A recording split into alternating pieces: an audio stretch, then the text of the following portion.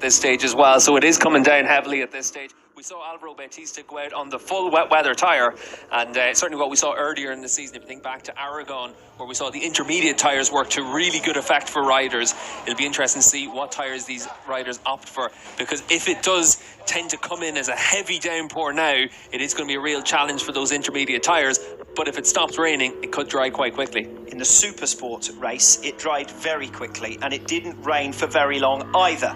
And the two riders who were at the back of the field and took a gamble on changing into intermediate tyres ended up at the back of the field and had lost over one lap just through the pit intervention time. So nobody's going to want to make a misjudgment on the tyres, because it is potentially race ending. Yeah, 62 seconds is the pit intervention time for World SBK. So that is the minimum amount of time that you have to spend in pit lane if you come in to change tyres. That's why it becomes absolutely critical to make the right choice in terms of what tyres you're going to go out on. Scott Redding then about to make his way down pit lane on the number 45 Ducati. Redding, of course, with a strong recent run, 10 podiums in the last 12 races. In fact, had he matched Toprak at Donington and Manicourt, a bit of a maths game this one, he'd be the championship leader now on points. He really has had regular front-running pace, Redding. Those 2 rounds in particular, though, and a couple of missed opportunities elsewhere as well, ruling him out of the running for the championship. He's third in the standings. Just looking outside our commentary box window on the front row of the grid, Jonathan Ray's teammate Alex Lowes is out there, so he's going to be there to give Jonathan a little bit of his perspective about what it is right now. As it is, the rain is coming down heavier and heavier as Toprak Razgatlioglu leaves the pits to make his way to the grid.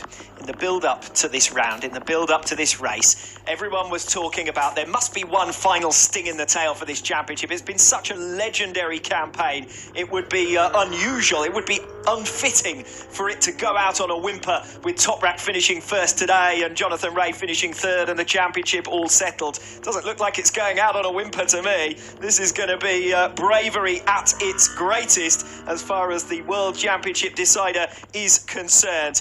Took the championship lead, did Toprak Razgatlioglu, this man, by a point at the Catalunya round. He's steadily increased that margin since then, but that margin's going to come under threat, particularly in these wet weather conditions. And you can see how much heavier it is coming down now. Again, looking outside our commentary box window, Haslam and Lowes both stretched in underneath an umbrella on the front row of the grid, so they're both there to give Johnny as much advice as they can, and it's going to be really interesting to see what choices everyone makes. I don't think we're being this excited to see a Pirelli tyre sheet at any stage through the course of this season, but you can see for Ray as he makes his way around this track, this is the first time any of these guys have been out there in wet conditions. Really important to be able to try and push hard on this lap as well, so that you can see what the grip level's like, see where the puddles are, see if there's anywhere where the rain does tend to collect and drain towards. So this is a very important couple of minutes for all these riders to be able to go out there and get as much information as possible.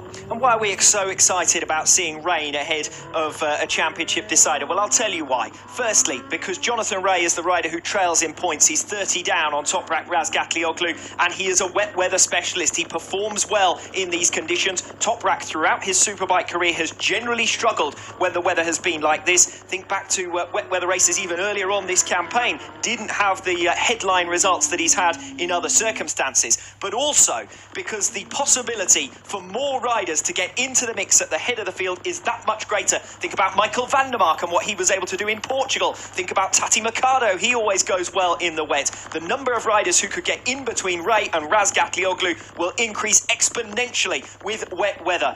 But I must say, Steve, the amount of rain that's coming down now makes me doubt whether we will even be able to start this race at the planned time, which may mean a bit of a get-out-of-jail-free card potentially for Toprak Razgatlioglu, because the visibility there is not going to be good enough to go racing, surely. Yeah, that's biblical rain at this stage, and certainly you're going to expect to see the start delayed for these riders. You can see out of our box again, Michael van der Mark's running off the grid. Quite a few people making their exits from the grid now as well, and you can see as Toprak makes his way to the grid, just these conditions aren't going to be possible to start the race on time.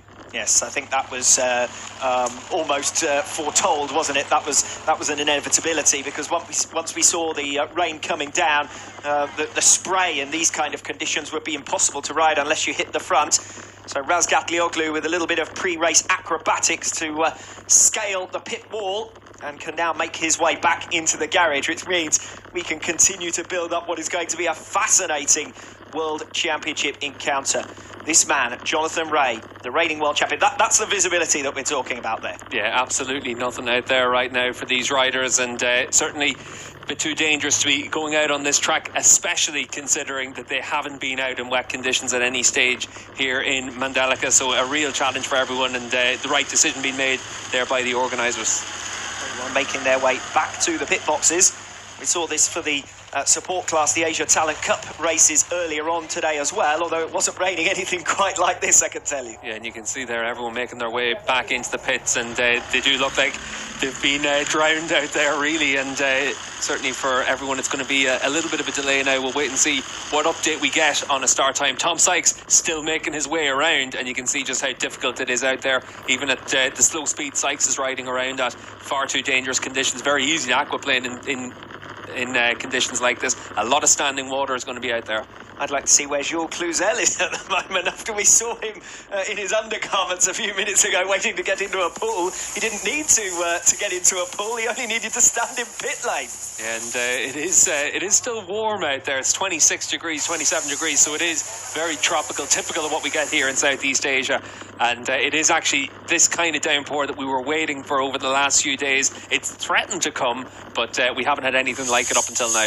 Classic kind of weather conditions that we're used to seeing, for example, in Malaysia, as the seat is dried off and the bike dried off as best as possible for Toprak Razgatlioglu. Yeah, you can see Bono there just using the air guns to clear off as much of that as possible, and that's what you have to do at this stage. Toprak doesn't want to be too cross-eyed when he's out on the bike, but he's still pretty relaxed at this stage as we wait to find out when we'll get a new schedule here, but you can see just how quickly the conditions have changed.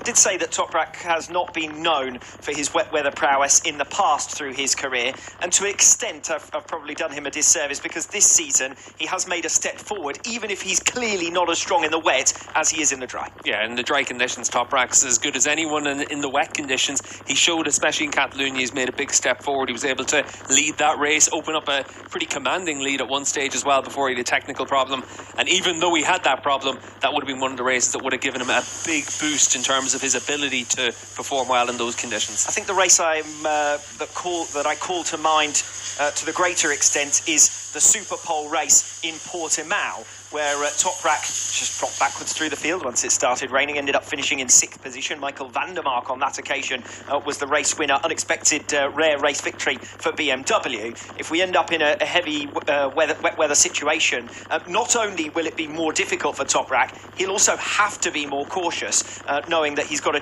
championship points he needs to score. Well, the other side of that coin as well is in Portimao it was quite changeable. It was drying out. In these conditions, if it was to start anytime soon, that's where it would be a very stable weather conditions in terms of the conditions out on track, so you would be able to get faster and faster as the race progressed. You'd be able to understand where the grip is. That makes it very different, but you can see there for the GRT Yamaha squad just how much rain did come down. Everyone absolutely soaked in their pit box. Nobody ever likes a delayed start, but I tell you what, we've wished for this, haven't we, Steve? So we can't complain about it now, and let's hope we do get a wet race. It adds an extra little bit of spice. Well, we've had spice all the way through the season, and you can see there for Garrett Gerloff relaxed in his pit box, and the number 31 Yamaha getting ready for a second row of the grid start. His best qualifying effort since Estoril earlier in the season, so certainly for Gerloff, good to see him able to have that turn of speed all the way through this weekend, and hopefully we're able to see him sign off his season with a few good results. But these conditions, total lottery at this stage, so we'll just have to wait and see when the new race start will be announced, but you can see the rain still really hammering down at this point. Kind of weather we're used to seeing in places like Malaysia and so on. It's this part of the world, isn't it? When it comes down heavily. Speaking to our colleagues who came to the circuit much in advance of the round to prepare everything behind the scenes in order for this race to take place. Of course, it's only the second weekend since this circuit was inaugurated, let alone raced on. This is the first race weekend here, and they were all saying, I tell you what, when it rained for 24 hours and you were practically getting Noah's Ark out. Yeah, and certainly they'll go 2 by 2 on the way back into the pit boxes, but for all the riders and the teams, this is where it becomes a real challenge, because you do need to keep calm, you do need to keep cool, you do need to make sure that you're ready to go at a moment's notice. But as it is right now, it's certainly going to be quite a while. Looking out of our commentary box onto the starting grid, there's a huge amount of standing water down there now. When we see the pictures away from the circuit and we see the palm trees and so on, it looks like one of those classic images that you're used to seeing on the 1 o'clock news, doesn't it? Yeah, and I think Michael Fish might have been around as well just to give the weather forecast. He's swimming out there. It's definitely going to be a case for all of these teams and riders trying to see what's going to happen, because obviously enough here at this part of the world, around about 6 o'clock you do tend to get very dark, so you'll run out of light very quickly on a day like this as well. It's only 3 o'clock local time, so you do need the rain to stop. You do need to be able to have safe conditions out there. You do also need there to be light as well, so that's going to be an added challenge now to try and come up with a schedule when the conditions stay like this. I'll be jumping the gun a little bit here, but if we do end up in a situation where the track conditions don't improve sufficiently to go racing this afternoon, the precedent has been set. When race 1 is cancelled, the 2 previous occasions that's happened, it's then been restaged in lieu of the Super Pole race in the morning, and we would stand to lose one of 3 scoring opportunities for Jonathan Rea. It could be Rea who comes off the worst of all for this situation. Yeah, we'll have to wait and see what will happen from the conditions. Obviously, organisers are going to want to make sure that we're able to have the 3 Superbike races, the World Championship, to be decided. It's been a thrilling campaign all the way through. You can see the safety car out on track now. They're trying to assess just how much standing water there is. Just look at the pictures, they speak for themselves. Yes, it's more of an unsafety car at the moment, isn't it, as it makes its way around the circuit. 4.3 kilometres of Olympic-sized swimming pool. Yeah, a huge amount of standing water out there, and that just goes to show just how difficult it's going to be, because the rain hasn't stopped. It's still coming down hard. You can hear it over the microphones out on the ambient cameras and the mics out there, so huge amount of rain still falling down at this stage. Well, you can see it from these super slow motion images when you look at the tyres. That's how far up the water is coming. But more importantly, the spray. And when we're talking about bikes, you're going to have a trail of spray coming up from the riders in front of you. But also, you're going to have the rain lashing down on your visor. It's not like when you're driving out on a motorway and you've got the windscreen wipers on. These riders are going to be receiving it full in the face while it's still coming down. Yeah, that was one of the issues we had at Imola a few years ago. It wasn't so much the actual conditions of the track, it was the spray that would kick off. Obviously enough, in Imola, that's where the spray gets held up in a lot of trees and wooded areas, whereas here it's just because of that sheer standing water. But that's another challenge for everyone to deal with. You can see here, just looking down towards turn 10, that there's absolutely no chance of making anything out in that camera. Well, it reminds me almost of the sandstorm in Argentina at the last round, because our visibility from the camera, from our commentary position, and normally you'd be able to see great distances from up here. We're just at the top level of the tower, so this directly above the garages there, that's the 2nd floor. We're on the 3rd floor above in one of the commentary booths, and normally we can see right out, we can see the grandstands almost on the other side of the circuit. I can barely see the grandstand on the other side of the track, let alone the other side of the circuit. Yeah, that's only about 75 metres away from us, so the visibility really has come down at this stage. But as you can see, for Michael Ruben Rinaldi on the 5th row of the grid, he'd struggle to see the starting lights if we were to go now at this stage. But that you can see as that rain comes down, just heavier and heavier, and the challenge for everyone now is going to just be able to make sure that they're able to get themselves dried off as much as anything else, because there is going to be a pretty sizable delay, you'd imagine. Yes, Rinaldi well out of position in terms of his qualifying performance, all the way down in 14th place. So he might be one of the riders more grateful for this at the moment. Although we do anticipate that any rider who's behind, when the poor weather continues, is going to be the rider who receives the least benefit, as it were. The rider with clear visibility in front of them will be the most grateful, although they will also be the first rider to encounter the puddles. Penny for your thoughts, Mr. Chaz Davies, his final race weekend in World SBK. He's one of the top 10 riders with most starts and certainly most podiums in the Superbike World Championship. He's seen everything down his Superbike World Championship career, but I don't think he would have asked for this when he was surfing in anticipation of this round. Yeah, we have seen rain like this at different times in the Superbike paddock, but like you said earlier on, Alex, you're looking back to Sepang. It is only in this region that you see downpours all of a sudden like this. It has been threatened all the way through today. The dark clouds have rolled in over the course of the last few hours, and obviously we saw a few spits of rain during the Super Sport class, but nothing quite like this.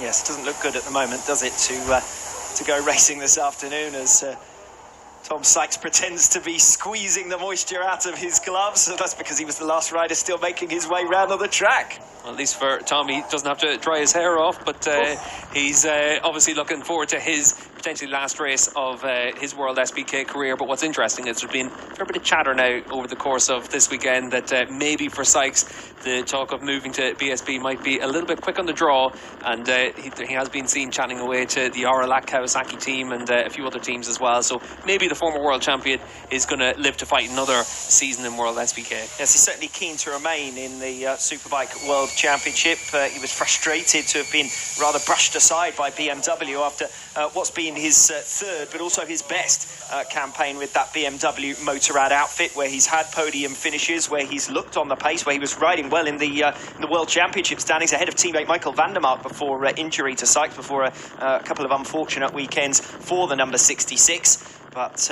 he was moved on to make way for Scott Redding at BMW for next season. It didn't appear that Sykes was interested in riding for the